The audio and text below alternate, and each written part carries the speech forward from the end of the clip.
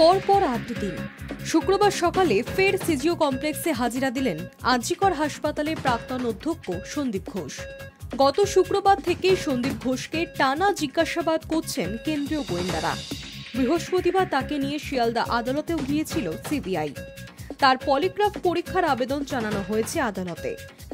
আরজিকরে মহিলা চিকিৎসকের ধর্ষণ ও খুনের ঘটনায় কলকাতা হাইকোর্টের নির্দেশে তদন্ত করছে সিবিআই। সেই সূত্রেই সন্দীপ ঘোষকে জিজ্ঞাসাবাদ করা হচ্ছে। ঘটনার সময় তিনি ছিলেন হাসপাতালের অধ্যক্ষ। সিবিআই আরজিকর কাণ্ডের তদন্তভার নেওয়ার পরই তলব করেছিল প্রাক্তন অধ্যক্ষ সন্দীপ ঘোষকে। প্রথম দিনের তলব এড়িয়ে গিয়েছিলেন তিনি, বদলে হাইকোর্টের দ্বারস্থ হয়েছিলেন নিরাপত্তার আর্জি নিয়ে। কিন্তু কোর্ট থেকে ফেরার পথেই সল্টলেক থেকে তাকে পাকড়াও করে সিবিআই। সোজা নিয়ে যাওয়া হয় সিজিও কমপ্লেক্সে। আর সেই দিন থেকে পরপর 8 দিন সিজিও কমপ্লেক্সে হাজির হচ্ছেন সন্দীপ ঘোষ।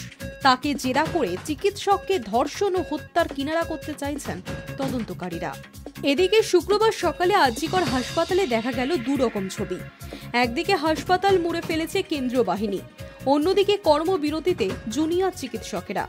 আন্দোলনরত চিকিৎসকদের সুপ্রিম কোর্টের তরফে কাজে ফিরতে বলা হলেও কর্মবিরতিতে অনড় জুনিয়ররা।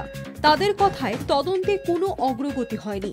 ময়না তদন্তের রিপোর্টে স্পষ্ট ঘটনার সঙ্গে একাধিক ব্যক্তির যোগ রয়েছে, কিন্তু এখনো গ্রেফতার একজনই।